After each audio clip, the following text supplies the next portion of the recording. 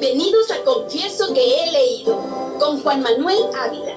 Póngase cómodo y tenga a mano su bebida favorita. Y dispóngase a disfrutar 2 horas de libros, música, entrevistas, noticias, comentarios interesantes sobre diversos temas y mucho más. Leer un libro es avanzar un paso más en el conocimiento de uno mismo. Confieso que he leído. Iniciamos.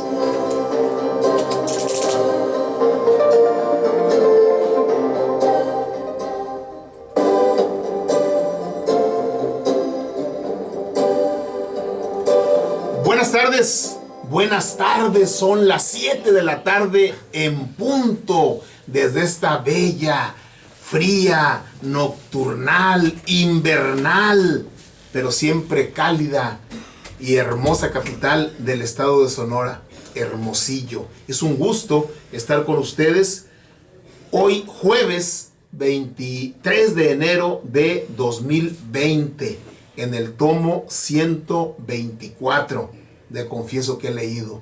Bienvenidos.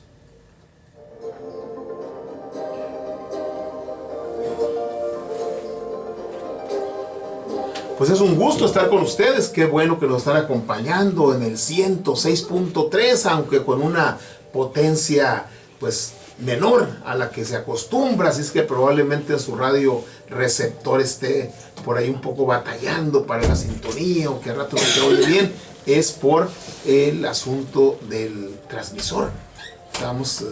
Estamos transmitiendo con un aparato de menor potencia, mientras pues queda ya listo el de mayor potencia. Pero por lo pronto, si usted quiere escuchar la radio, puede usted acceder a www.confiesoqueheleído.com.mx y ahí de inmediato, en cuanto se despliega la página, de inmediato le va a aparecer a usted una pestañita y hágale clic y ahí va a escuchar la radio. Lo mismo lo puede hacer en su teléfono igual. Y en el Facebook estamos en vivo en este momento. Qué bueno que ya se están reportando nuestros escuchas habituales, muy frecuentes todos los días. Ahí pues muchos ven directamente la imagen o escuchan o ambas cosas, o depende de cómo anden ahí sus actividades en este momento. Qué bueno que nos están acompañando. Ya está listo el equipo de Confieso que he leído: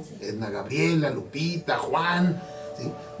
el de Radio Sol, Benjamín, María Luisa. Ya estamos todos listos para llevarles el tomo 124.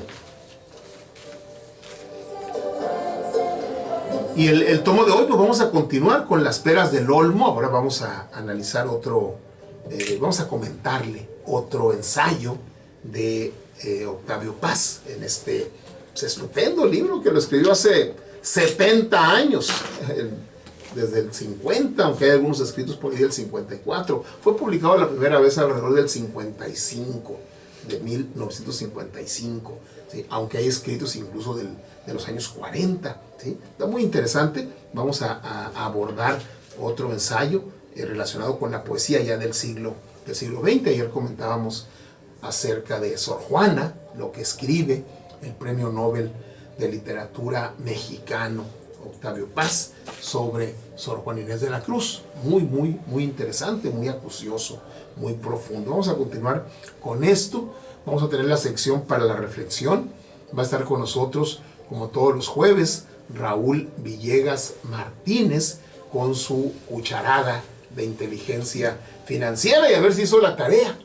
Vamos a ver si hizo la tarea. Iba a sacar ahí cuánto dinero acumulaba a lo largo de un año, si hacía lo que el libro ahí ponía, ahí un mecanismo ahí de ahorro. Vamos a ver qué es lo que nos comenta Raúl al respecto. Y va a estar con nosotros el estilista de Ludic, Víctor Manuel Romero Peralta. Él es un joven muy capaz, con pues todo lo que es estilismo. Él lo maneja y lo maneja muy bien. Ha estado en algunos salones de belleza allá en la Ciudad de México, estuvo algunos años. Él es acá de Sonora, pero estuvo en la Ciudad de México, allá en una zona de Polanco. Estuvo pues atendiendo a diversas clientas de todo tipo, ahí nos va a platicar. Y en el mes de diciembre llegó ahí a Ludic y la verdad es que han quedado muy, muy satisfechas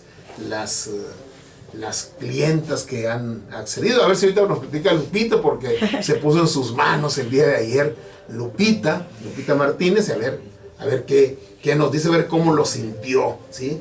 Va a estar por aquí al filo de las 8. Víctor Manuel Romero Peralta, este estilista de Ludic. Y al filo de las 8:30, 8:35 por ahí, Ana Gabriela y yo vamos a entrevistar, igual a Víctor Manuel vamos a entrevistarlo, Edna y yo, los dos vamos a entrevistar a este joven. Y a las 8:30, 8:35 también vamos a entrevistar a Marcos Villa, este promotor artístico. Están organizando un baile, el baile del amor.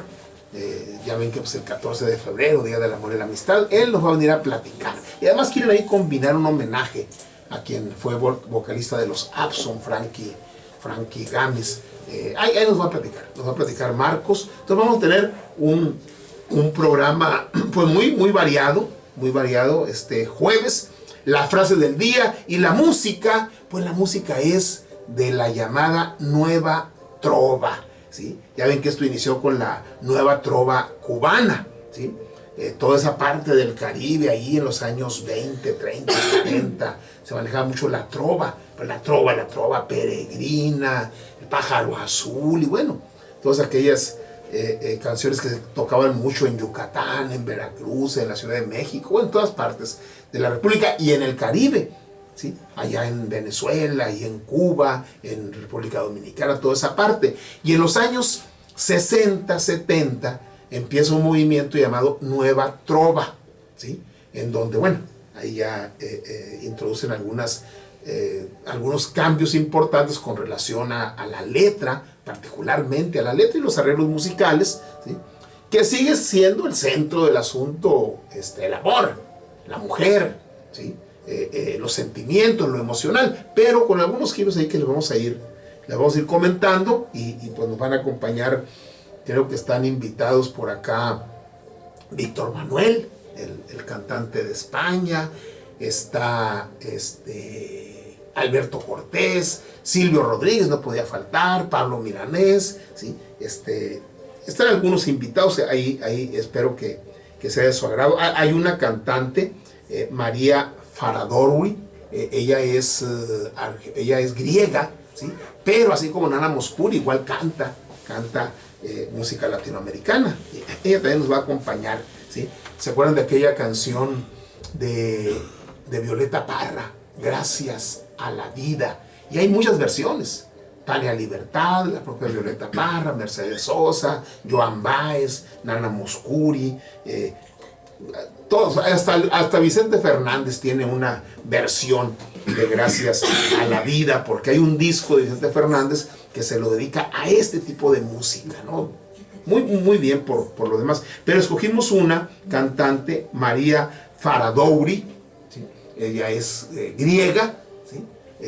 Por allá de los años 40, 47, anda en sus 70, 73 años esta mujer y tiene una voz preciosa, nos va a acompañar. Pues esa es nuestra propuesta de hoy, la Nueva Trova.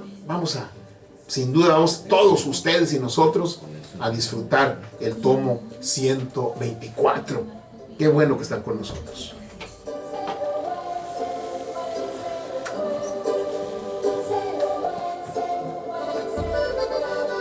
Café Tatiasca, el café del gran señor, café auténtico de altura, presenta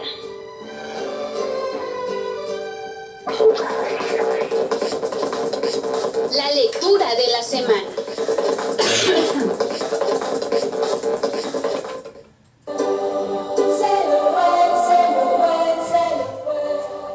El ensayo que les voy a comentar el día de hoy se llama Poesía Mexicana Moderna, ¿sí?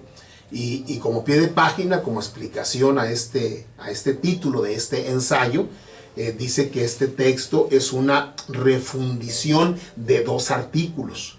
Uno que escribió Octavio Paz en 1942 acerca de la pretendida tonalidad crepuscular de la poesía mexicana, y otro de 1954 sobre la antología de la poesía mexicana del maestro Antonio Castro Leal. Entonces, para este libro, Octavio Paz toma su texto del 42, ¿sí?, y lo mezcla en el 54 con un análisis que hace de una antología que hace sobre la poesía, la antología sobre la poesía mexicana que presentó Antonio Castro Leal, un intelectual de los años del siglo XIX, del siglo XX, finales del XIX y el XX. Fue rector de la UNAM, Antonio Castro Leal, un ensayista y poeta muy reconocido. Entonces él hace una antología de la poesía mexicana, y bueno, pues bueno, joven en ese tiempo, andaba en sus 40 años, el 54, joven Octavio Paz hace un análisis pues muy al estilo. Miren, ya están ahí presentes las formas de analizar y de actuar de Octavio Paz. Les adelanto lo siguiente, miren, Octavio Paz, una persona muy brillante, muy acucioso, ¿sí?, que en los años finales de los 20, andaba apenas en sus 15, 16 años, participó, ya se los he comentado, en las misiones culturales que organizó el secretario de Educación Pública, Vasconcelos, ¿sí? Él participa en eso. Luego, en los años 30 se va ya a participar del lado de la República, del lado progresista de la República Española, y anda por allá junto con su joven esposa, joven él mismo, en España, en plena guerra civil, ¿no? Y luego regresa acá en los 40, participa ahí junto con otros poetas, participa en la redacción, en la edición y redacción de una revista que se llamaba Taller, y ahí está, son poetas que pues sacan por ahí pretendidamente un número cada mes, pero pues no se podía a veces, cada 2 meses, cada 3 meses.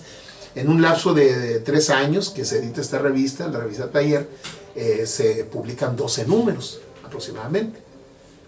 Estuvo ahí Rafael Solana, el poeta, estuvo Huerta, ¿sí?, el propio Octavio Paz, que llegó a dirigirla en el último momento.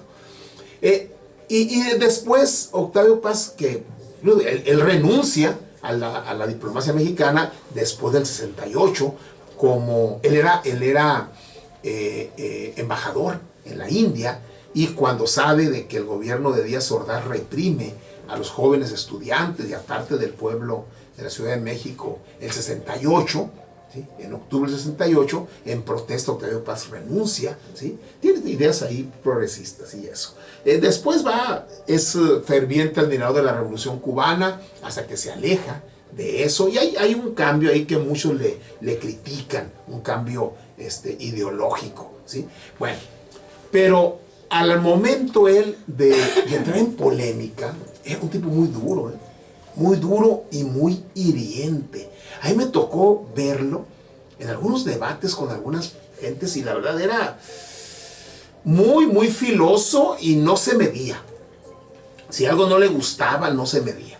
Él en los años, pues en el sexenio de Carlos Salinas, Televisa le pone a su disposición la pantalla de Televisa, de parte de su tiempo, ¿sí?, y hace un encuentro de intelectuales auspiciado por el gobierno de Carlos Salinas, y ahí discute muy fuerte. Por cierto, recuerdo que Mario Vargas Llosa, que viene a ese encuentro intelectual, si usted entra por ahí a YouTube y le pone ahí encuentro de Octavio Paz, le van a aparecer, ¿eh?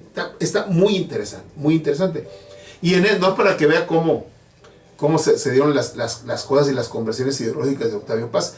Cuando viene Vargas Llosa, Mario Vargas Llosa, también premio Nobel de Literatura, ya muy posterior a Octavio Paz, dice ahí en la pantalla, ahí en el encuentro organizado por Octavio Paz y por su lugarteniente ahí, Enrique Krause, ¿sí?, que ya no se le despegó nunca, Enrique Krause, dice Vargas Llosa: México tiene un gobierno que es la dictadura perfecta, ¿no? Pues se enojó Octavio Paz.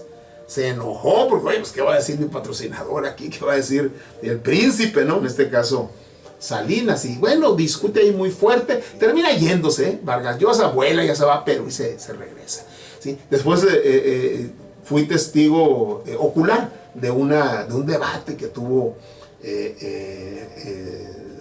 Octavio Paz con un refugiado sudamericano que escribía en La Jornada, ¿sí? Y bueno, también, y era pesado.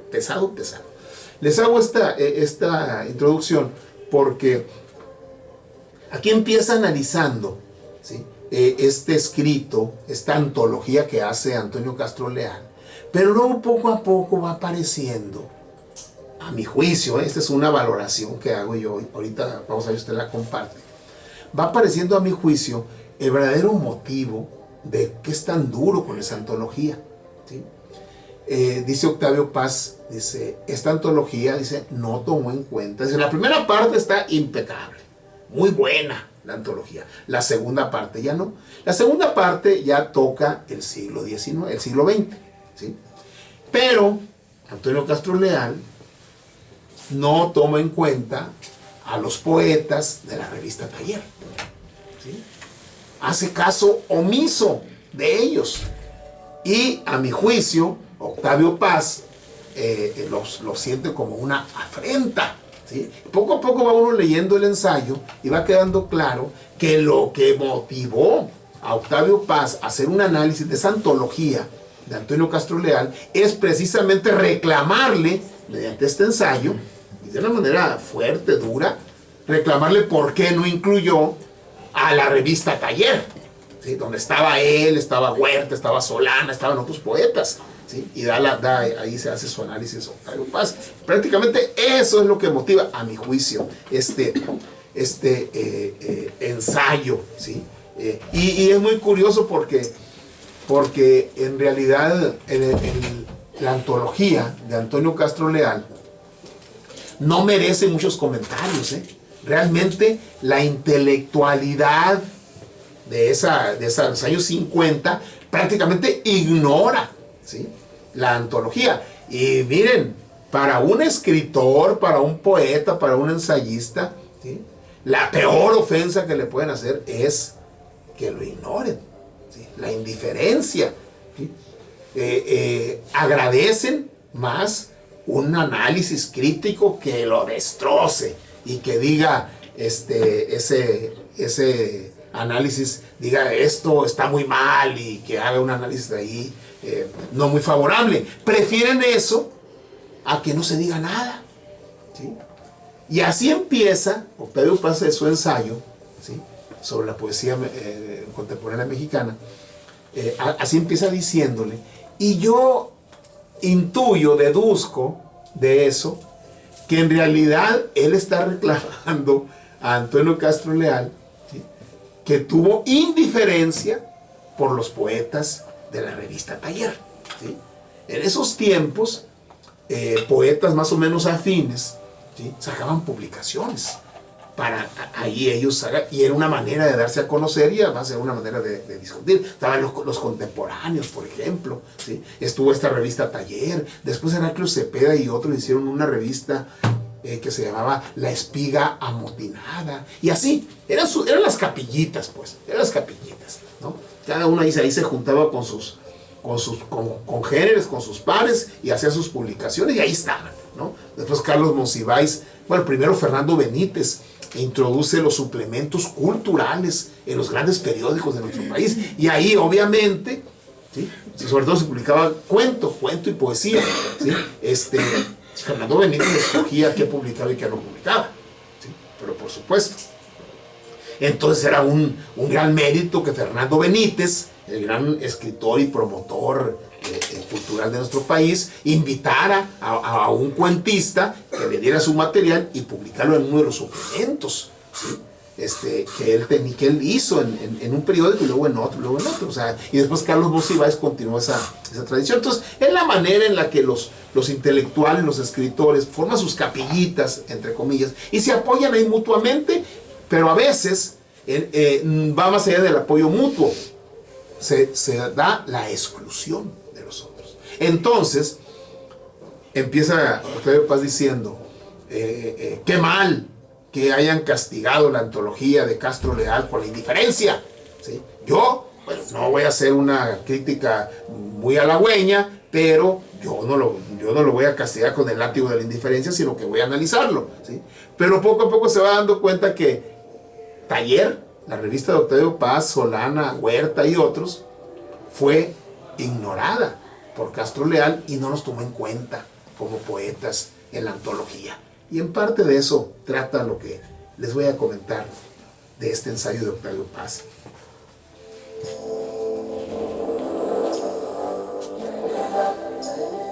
Empieza diciendo: desde que Pedro Enríquez Ureña señaló que las notas distintivas de la sensibilidad mexicana eran la mesura, la melancolía, el amor a los tonos neutros, las opiniones sobre el carácter de nuestra poesía tienden casi con unanimidad a repetir, subrayar o enriquecer estas afirmaciones.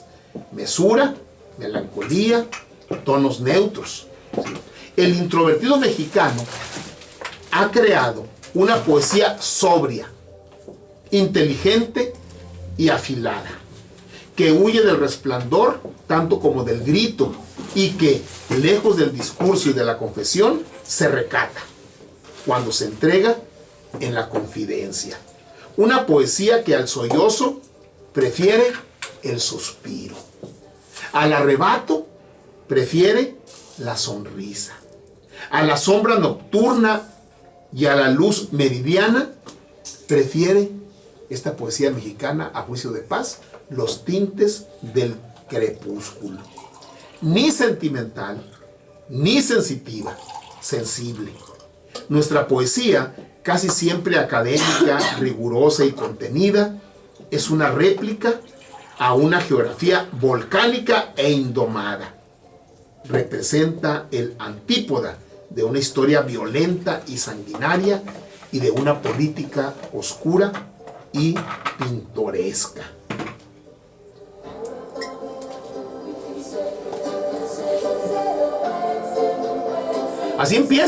Así empieza el ensayo, hablando en general, a partir de Pedro Enríquez Ureña, otro destacado intelectual de aquellos tiempos.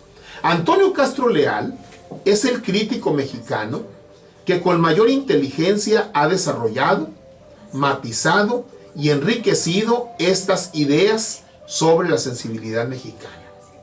Su excelente estudio sobre Juan Ruiz de Alarcón es un ejemplo brillante, aunque no del todo convincente. Nada más natural así que unos cuantos esperásemos con impaciencia la aparición de su antología de la poesía mexicana moderna. Al fin, el público comprobaría que el período moderno no solo es el más rico de nuestra historia literaria, Taller incluido, digo yo, sino que también es uno de los más intensos y significativos dentro del movimiento general de la poesía contemporánea en lengua española. En efecto, algunas de las aventuras más arraigadas y arriesgadas y ciertas de las obras más perfectas de la poesía hispánica son mexicanas. Ahora bien, dice Octavio Paz, han pasado varios meses, estamos hablando del 54, desde la aparición del libro de Castro Leal, y la crítica ha permanecido silenciosa, como si no se tratase de la obra de uno de nuestros críticos más distinguidos, y sobre todo, como si no se tratase de la poesía mexicana. Con mucha razón, el mismo Castro Leal se ha quejado de la ausencia de estudios serios sobre su antología. Equívoca situación, dice Octavio Paz con signos de admiración. Equívoca situación. Los críticos prefieren no comprometerse, mientras hablan interminablemente de la responsabilidad social, política o metafísica del escritor. ¿Estamos vivos o muertos? ¿Es miedo, pereza, indiferencia? Le reclama Octavio Paz, Octavio Paz, el ponchador, el boxeador, a los que no han escrito. ¿Estamos vivos o muertos? ¿Es miedo, pereza, indiferencia? no me interesa averiguarlo. En cualquier caso, es una deserción.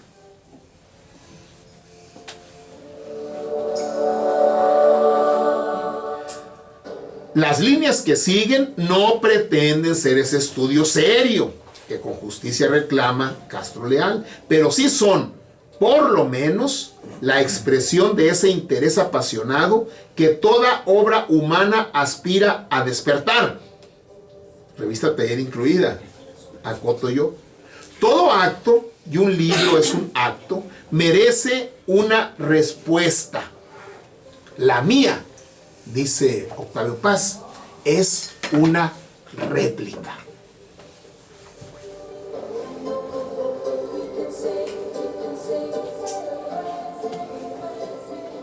Tomamos nuestro separador, lo colocamos. Rudy Padlor Salón, presente en Confieso que he leído.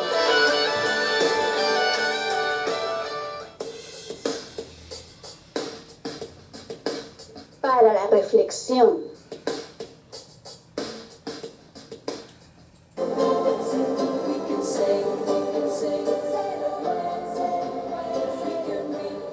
México, el reino de la impunidad. Ya lo hemos dicho. México, el reino de la represión a los migrantes centroamericanos que quieren cruzar por el territorio, por nuestro patio, pues, para pasar con el vecino. No se quieren quedar en nuestra casa. Ellos quieren pasar y nuestra Guardia Nacional no los deja. No los deja que pasen por nuestro patio, aunque nada más van a pasar por ahí. ¿Sí? Y México, el reino de la desigualdad, de la abismal desigualdad. 6 mexicanos tienen 8 veces más riqueza que 62 millones de los pobres mexicanos. 62 millones de los que tienen menos ingreso, de 130 que somos, tienen menos recursos que 6 mexicanos, ¿sí?, que tienen 8 veces más que ellos. Según el informe de Oxfam, Tiempo de Cuidado, se trata de, ahí les van los 6 por si quieren ustedes pedirles prestado: Carlos Slim Elú, Germán Larrea Mota Velasco, Ricardo Salinas Pliego, Alberto Bayeres González, Eva Gonda de la Rivera y María Asunción Arúmbulo Zavala. Esas 6 personas tienen más que 62 millones de mexicanos. Y el resto, unos 70 millones, si se saca la suma de lo que esos 70 millones tienen de ingreso, esos 6 mexicanos y mexicanas tienen 3 veces más que esos 70 millones restantes. Somos uno de los 25 países más desiguales del mundo. Más desiguales que Colombia, más desiguales que Estados Unidos, más desiguales que Canadá, ¿sí?, más desiguales que la enorme mayoría de América Latina y del mundo, más desiguales que Chile. ¿Sí? ¿Qué se toma en cuenta? La brecha que hay entre los que más tienen y los que menos tienen.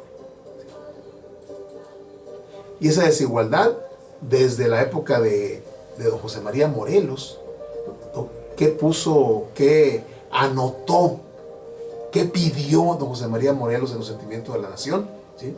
Que se moderen la opulencia y la miseria. Eso lo pidió hace más de 200 años, 206 años hace que don José María Morelos, en los sentimientos de la nación, dijo que se moderen la opulencia y la miseria. Pues no se ha moderado ni una, ni se ha moderado la otra. ¿Y cuál es el problema? ¿Cuál es el problema? Finalmente quizá alguno de ustedes diga, pues es que ellos tienen el talento para ganar eso y hacer negocios y hacer negocios.